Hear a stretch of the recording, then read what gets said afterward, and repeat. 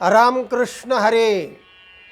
सज्जन हो, आपण आज तूळ राशीचा स्वभाव म्हणजे तूळ राशीचं भविष्य, ज्याची तूळ रास आहे त्याने ध्यान ठेवून ऐका. आणि रास म्हणजे नेमकं काय आहे? जसं पूर्वी आम्ही खळे करायचो, ज्वारीची रास पडली म्हणजे उपणून झालं की राशीचा ढीग असायचा. म्हणजे रास म्हणजे एक ढीग एक प्रकारचा आहे. म्हणजे आपल्या गुणांचा दुर्गुणांचा एक जो ढीग असतो ना, तर त्या शास्त्रकारांनी त्या राशी अशा बांधलेल्या आहेत, 12 राशी. त्यातली आज आहे ते तूळ राशीचा स्वभाव काय असतो. जो तिचा स्वभाव तो त्या व्यक्तीचा स्वभाव. त्या व्यक्तीची तूळ रास आहे का आपापली खात्री करा आणि मनाचे कान करून ऐका. तेव्हा तुला म्हणजे ज्याला आपण तराजू म्हणतो, काटा म्हणतो, किंवा तोला म्हणजे ग्रंथ तोला, अमुक तोला, शर्करा तोला जे माणसाला मोजतात. आणि दिरे शर्करा तोला असेल तर साखर ती दान करतात. तेव्हा याच्यामध्ये माप, वजन, काटा असे अनेक शब्द त्या तुलेला आहेत. त्याचा मुख्य उद्देश काय आहे या तुलेचा? आपल्या भारतीय न्यायव्यवस्थेमध्ये सुद्धा न्यायदेवतेची अशी पट्टी बांधलेली आहे आणि त्याच्या हातामध्ये ती तुला आहे. आणि ते दोन्ही पात्र सारखी असे ते दिसत आहेत. म्हणजे संतुलन राखणं. मग ते न्यायदेवता दोघांनाही सारखा न्याय असला पाहिजे. म्हणजे तराजूचे वजन बराबर राव अथवा रंक असो, त्याला तराजू म्हणतो आपण. तिचं काम आहे बरोबर माप देणं, कमी जास्त न करणं, न्याय सगळ्यांना सारखा असणं असं धरलेली आहे. आणि त्या न्यायदेवतेच्या काय कोण जाणे असे पट्टी बांधलेली होती. मलाही बऱ्याच वर्ष कळत नव्हतं आणि मला वाटायचं की कशा करता बांधली? न्यायदेवता आंधळी आहे का काय? न्यायदेवता तर डोळंच पाहिजे. तर आत्ताच्या सरकारने म्हणजे आपले पंतप्रधान मोदी सरकारने ती पट्टी काढली म्हणतात. आता एकदा पुन्हा चेक करायला पाहिजे, पण मी बातमी अधिकृत ऐकली की ते डोळ्यावरची पट्टी काढली त्या न्यायदेवतेच्या. आणि आता लख लख त्या न्यायदेवतेला न्याय कळतो. कोणी असो समान न्याय दिला पाहिजे. तराजूचं जसं समान पात्र असतं असे त्या तूळ म्हणजे तुलेचं महत्त्व आहे, स्वभाव आहे. म्हणजे या तूळ राशीच्या मनुष्य जर भविष्य सांगायचं असेल तर ते असंच सांगितलं जाईल. तुमचा स्वभाव समतोल आहे, समतेचा आहे. तुमच्या जीवनामध्ये संतुलन राखलं पाहिजे आणि हे अशा प्रकारचं सांगितलं जाईल. तेव्हा एक सुभाषित ऐकवतो आणि मग नंतर आपल्या विषयाकडे वळूया. सुखस्यानंतरम दुःखम, दुःखस्यानंतरम सुखम, चक्रवत परिभ्रमंती सुखानि च दुःखानि च.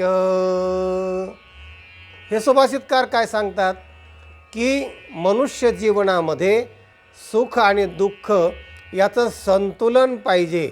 म्हणजे जर मनुष्य जीवनामध्ये जर एकच असेल, सगळं सुखच असेल, दुःख नावाचं काहीच नसेल किंवा दुःख निर्माणच जर झालं नसतं तर सुखाची अनुभूतीसुद्धा आली नसती.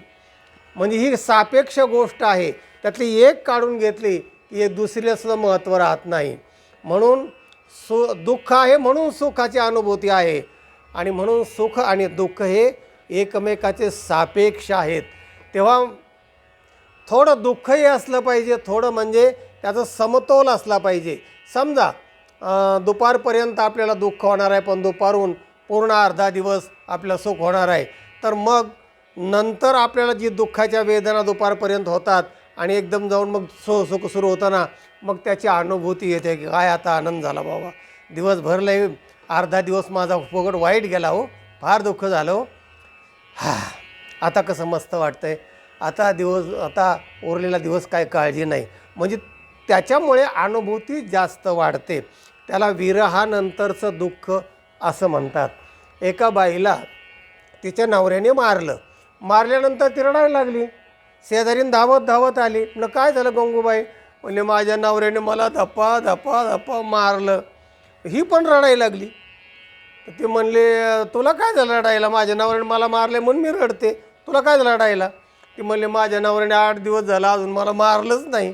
अगं बाई म्हणले म्हणजे काय. म्हणले नवऱ्याने मला मारलं ना की मग नंतर रात्री किंवा मग दुसऱ्या दिवशी बाजारच्या दिवशी लई लाडाला येतो आणि मग फार मला जपतो म्हणाले. खाऊ घालतो काय, फिरून फिरायला नेतो काय काय. म्हणजे सांगायचं किंवा लहान मुलाला आई एखादी चापट मारते राग आल्यावर ते डिस्टर्ब करतं म्हणून, आणि मग ते बराच वेळ रडतं रडतं तिकडे बसतं गपचीप, आणि मग कामीच्या हातात उरल्यानंतर मग तिला ज्या विरह हातानंतर जे सुख होतं ना त्याला कवटाळून धरते. मग मुके घेते, माझ्या बाळ्याला मी हातही मारलं, हां माझा बाळ्यालाही छान. मग तिला जो आनंद होतो विरहानंतरचा तो नेहमीपेक्षा जास्त होतो. म्हणजे सुखाची अनुभूती दुःखानंतर येते, ती मोठी असते, महत्त्वाची असते. आणि म्हणून शास्त्रकारात सुद्धा असं म्हटलं आहे, एकाकी न रमते, ब्रह्मालासुद्धा एकटं करमलं नाही. म्हणजे तुझं माझं जमेना आणि तुझ्या बिगर कर्मेना, असा हा प्रकार आहे. एकमेकाचं जमत नाही पण त्याच्याशिवाय होत नाही. आणि म्हणून एकाकी रमते न रमते, त्याला रमलं नाही, आणि म्हणून तो द्वैतात आला. आणि सुख दुःख हे चक्रवत परिभ्रमंते सुखाने च दुःखाने च, अशी ही शृंखला आहे. आणि म्हणून संतांनी म्हटलेलं आहे की देवा आम्हाला ते नको ब्रह्मज्ञान आत्मस्थिती भाव, मी भक्त तो देव असे करी. मला ब्रह्मज्ञान नको, ब्रह्म पण नको, ब्रह्मीभूत काया नको आहे आम्हाला. का, तिथे अनुभूती नाही ना. द्वैतामध्ये दुःख आहे पण द्वैतामध्ये आनंद पण आहे. आणि म्हणून मी भक्त तो देव असे करी, द्वैतच असू दे.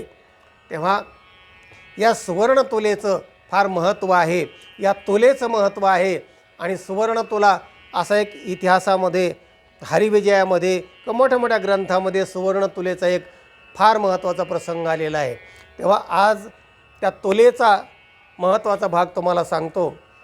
एकदा काय झालं, द्वारकेमध्ये सत्यभामा नारदाला म्हणते, नारद महर्षे मला हाच पती जन्मजन्मी मिळाला पाहिजे, म्हणून तुम्ही एखादं महत्त्वाचं व्रत सांगा.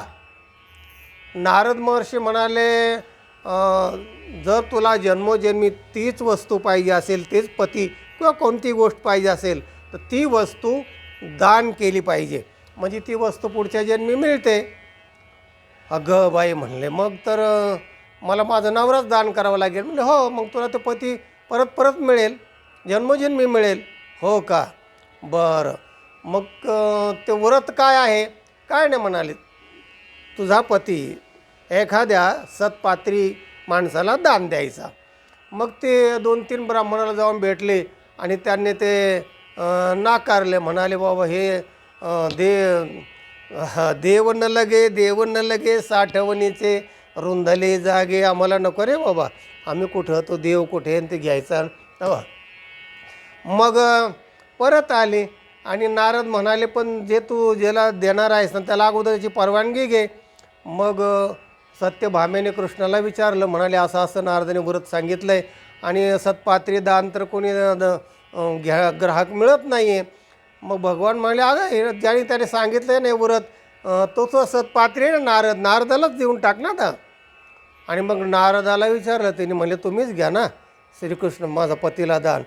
तर मला ठीक आहे, मला विना वागवणारा कोणीतरी पाहिजेच होता, माझी अडचण होते आणि चांगली मला मी भक्तच आहे त्याचा.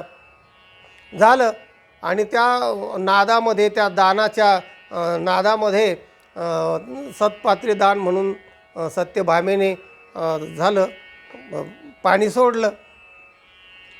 आणि मग पाणी सोडल्यानंतर नारद महर्षीने विना दिला कृष्णाच्या जवळ आणि चला म्हणाले.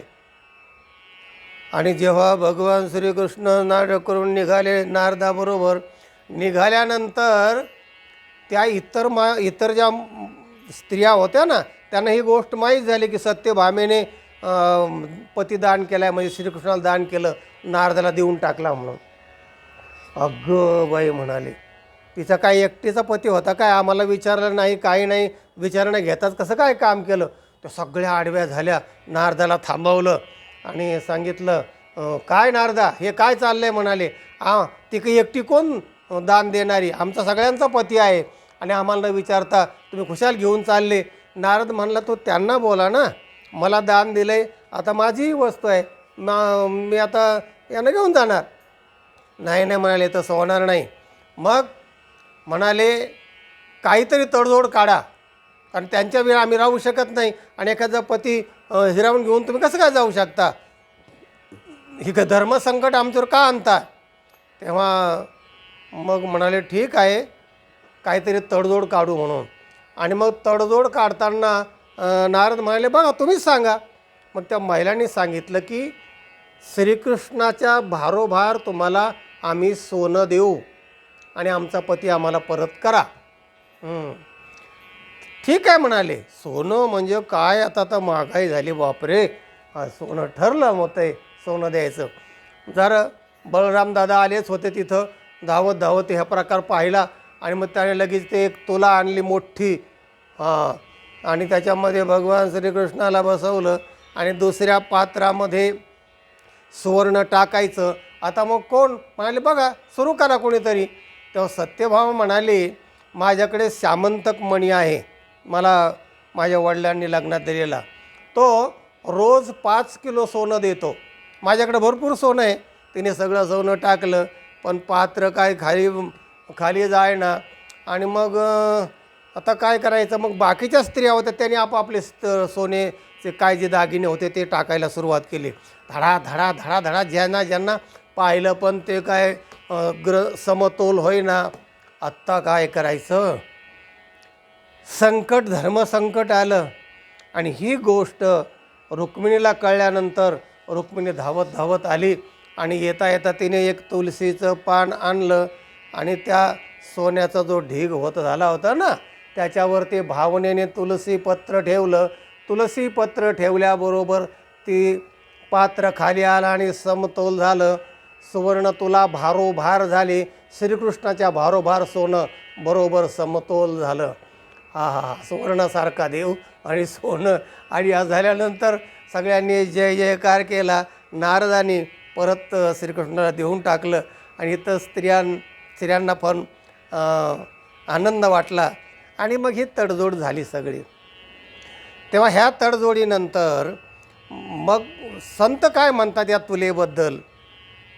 तर संत असं म्हणतात, भक्तीची या मापे मोजे तो अनंत, इतराने तत्वतान मोजवे. भक्तीची या मापे देव फक्त भक्तीच्याच मापाने मोजल्या जातो. म्हणजे तुलसी पत्र जे होतं ना रुक्मिणी टाकलेलं, त्याच्यामध्ये भक्तिभाव होता एका. म्हणून भगवद्गीतेमध्ये म्हणले, पत्रम पुष्पम फलंतोयम यो मे भक्त्या प्रयच्छती. म्हणजे भक्तिप्रियो माधव, हा तो भक्तिप्रिय आहे.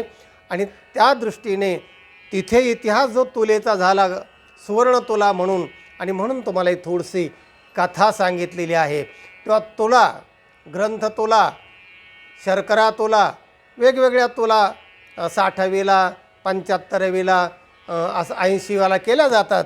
त्यापैकी ती जी गाजलेली तुला आहे, सुवर्ण तुला. आणि म्हणून माप बरोबर संतुलन जीवन ठेवा, असा या तुलेचा स्वभाव आहे. आणि तसं जर आपण ठेवलं तरच आपण आनंदी राहू शकतो. आणि आनंदी राहणं म्हणजे काय?